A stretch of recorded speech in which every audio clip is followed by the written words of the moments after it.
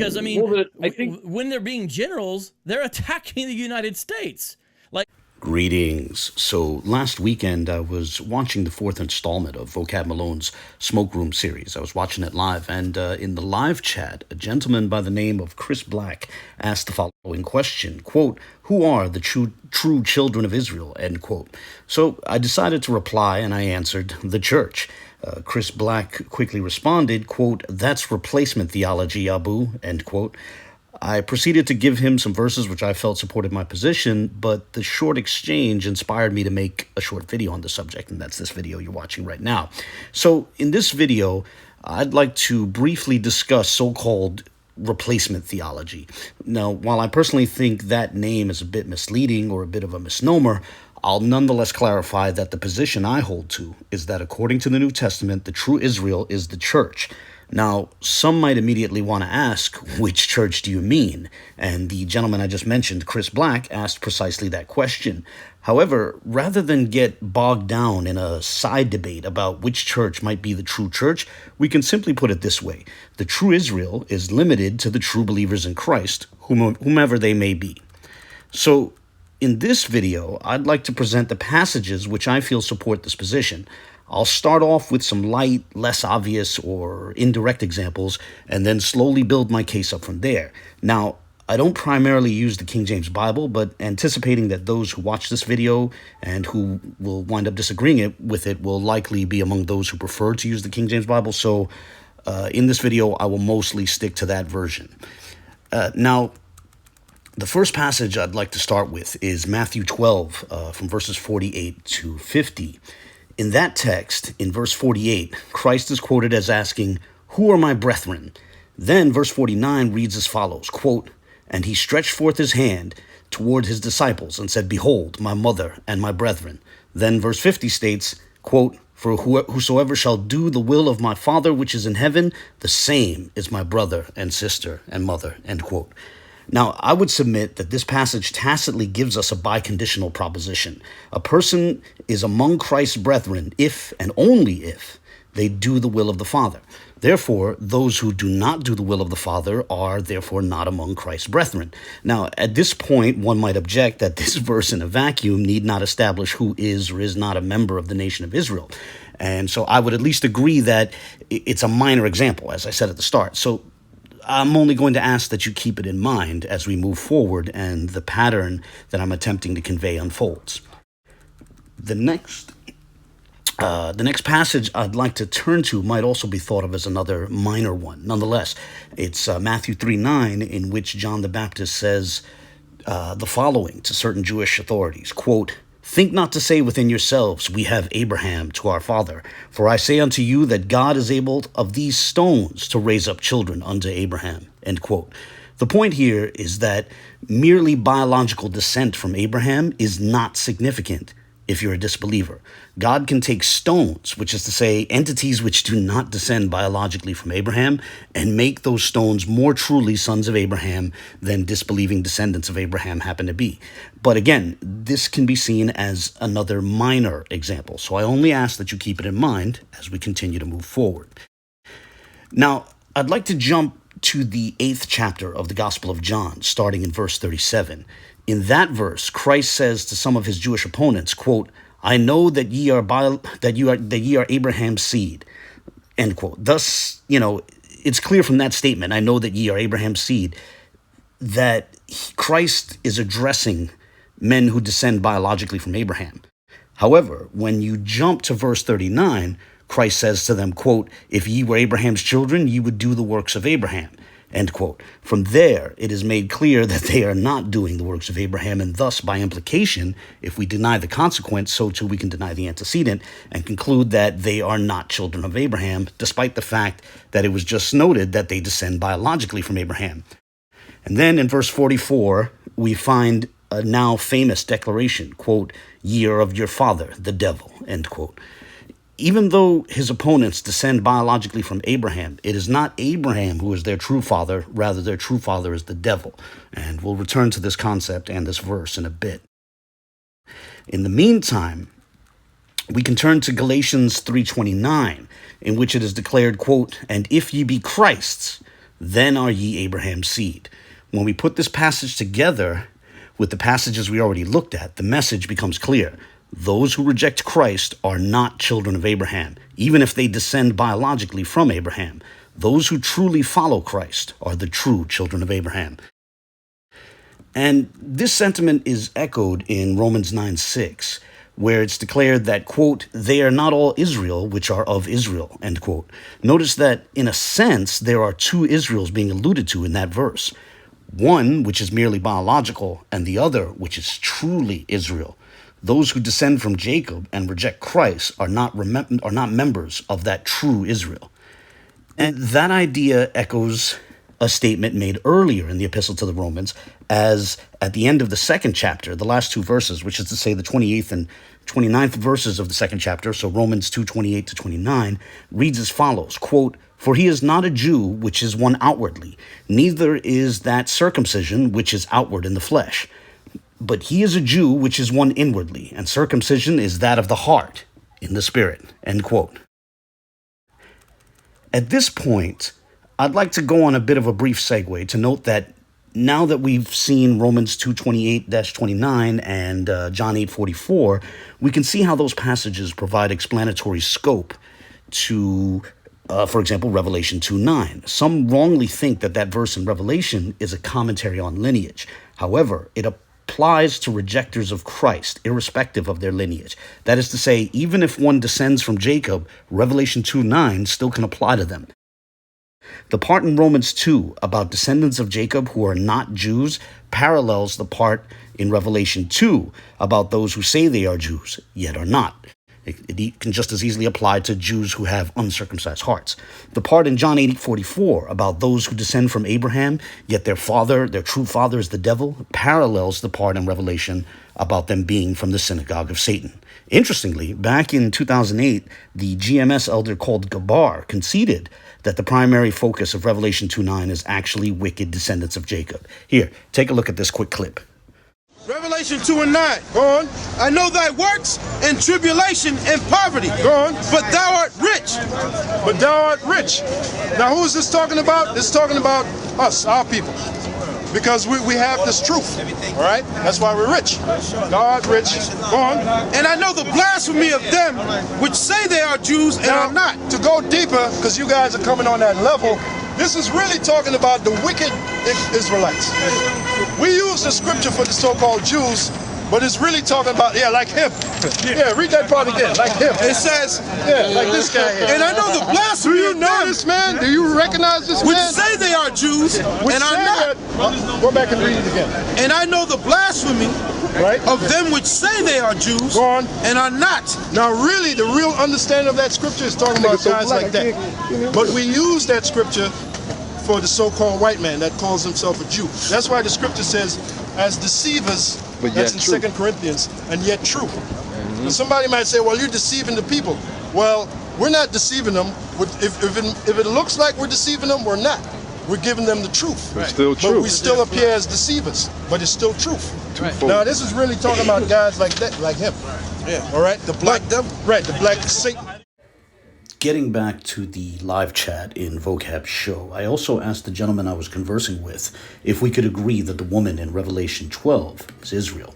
The gentleman's reply was in the affirmative, quote, yes, the woman in Revelation 12 that fled into the wilderness is Israel. That's a helpful point of agreement as it allows us to go a bit deeper into the subject. Now, as a disclaimer, I actually believe Scripture has multiple layers of meaning, a concept you can find in section 117 of the Catechism, with a parallel in Rabbinic Judaism's Pardes acronym. So I do not believe Revelation 12 is only or exclusively about Israel, but I do see that as one of the layers of meaning to the chapter. That said, if we can agree that the woman in Revelation 12 is Israel, then the last verse of the chapter becomes relevant to this topic. Revelation 12:17 states that the remnant of the woman's seed are those which keep the commandments of God and have the testimony of Jesus Christ. End quote. That seems to mean that the true children of Israel are the believing remnant which truly follows Jesus Christ. A similar question which might be asked is if the tree in Romans 11 is Israel, This question is relevant because if the tree, the quote-unquote tree in Romans 11 is Israel, then the chapter talking about people being broken off from that tree is referring to people being cut off from Israel. It would mean that the rejection of Christ can put a descendant of Jacob outside of the true Israel. Now, some might wish to object that those who were broken off can be brought back in, and I'm fine with that. But what would be required to bring them back in, if not sincere acceptance of Christ? That's the point here. Sure, disbelieving descendants of Jacob can repent and can accept Christ. I'm fine with that. But the point is, those who reject Christ are broken off from the true Israel. The true Israel is limited to the believers in Christ, the sincere and true believers in Christ. Another passage worth considering in this regard is Ephesians 2, specifically the 12th to 19th verses. So Ephesians 2, 12 to 19. Verse 12 recalls a past time when, quote, ye were without Christ, being aliens from the commonwealth of Israel. The word translated commonwealth there is politeas, which might better be translated citizenry. When you were without Christ, you were outside the citizenry of Israel. Then, when you scroll down to verse 19, it is stated that now, with Christ, you are sympolitai, fellow citizens. Note the connection between the Greek word politeas and the Greek word sympolitai, with the sim prefix in the latter signifying being together. So the politai are the citizens of the politeas, of the citizenry. Thanks to Christ, you are now together with that citizenry mentioned in verse 12, which you were once previously outside of. As we near the end of this video, I'd like to return to Romans 9 and tie it in with a somewhat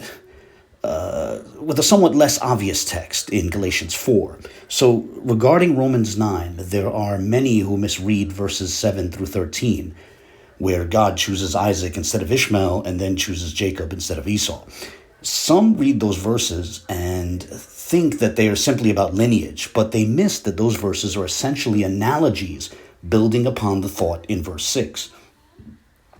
Recall that in verse 6, it stated, quote, they are not all Israel which are of Israel, which again, end quote, which again is to say that not all who descend from Jacob are members of the true Israel. It is then that verse 7 states, quote, neither because they are the seed of Abraham are they all children, but in Isaac shall thy seed be called, end quote. Now, verse 7 and the subsequent verses are employing analogies to explain the concept in verse 6, where you can descend biologically from a line and yet not be part of the promise of that line. Some wrongly think that the text is talking about the flesh, but it's actually the other way around. And the analogies about Isaac and Jacob are subtle allusions to how disbelieving descendants of Jacob are akin to Ishmaelites and Edomites. If you'd like, you can call them spiritual Ishmaelites and spiritual Edomites. And with that in mind, we can now turn to a fascinating text in the 4th chapter of Galatians. Unfortunately, it's a text that many miss. With the background being Judaizing and disbelieving Jews, verse 22 through 24 read as follows, quote, for it is written that Abraham had 2 sons, the one by a bondmaid and the other by a free woman. But he who was of the bondwoman was born after the flesh, but he of the free woman was by promise, which things are an allegory, end quote. Now, to be clear, the reason why I want to interrupt here, some misunderstand the reference to the word allegory as meaning that the story in Genesis is therefore fictional. On the contrary, this pertains to the previously alluded to phenomenon of Scripture having multiple layers of meaning. There is the historical layer to the story of Abraham, Hagar, and Ishmael, but then there is another allegorical layer which has relevance to the much later conflict between believers in Christ and disbelieving Jews, or those who, affirm the gospel but are actually Judaizing. The text continues, quote, for these are the 2 covenants, the one from Mount Sinai, which gendereth to bondage, which is Agar. For this Agar is Mount Sinai in Arabia, and answereth to Jerusalem, which now is, and is in bondage with her children. But Jerusalem, which is above, is free, which is the mother of us all. While I understand that the point being made here is subtle, and thus many miss it, that point is to allude to what was just covered in Romans 9. Those who descend from Jacob yet reject Christ, whether knowingly or unknowingly, are outside of the true Israel, and are basically spiritual Ishmaelites. So on that note, the overarching point of all of this is, as was stated before, that it's very reasonable to conclude from the New Testament that the true Israel, the Israel of God, as Galatians 6:16 states, is limited to the true believers in Christ. You can disdainfully refer to it as, quote-unquote, replacement theology, intending that as a slur, but it is nonetheless easily inferable from the text we explored in this video. Now, before I close, I want to give an example of how this concept can be applied to other passages to make sense of them. I'd like to turn to the controversial story of the woman in Matthew 15. Picking up at verse 22, we read, quote, "And behold, a woman of Canaan came out of the same coasts, and cried unto him," unto Christ, "saying, Have mercy on me, O Lord, thou son of David. My daughter is grievously vexed with a devil. But he answered her not a word."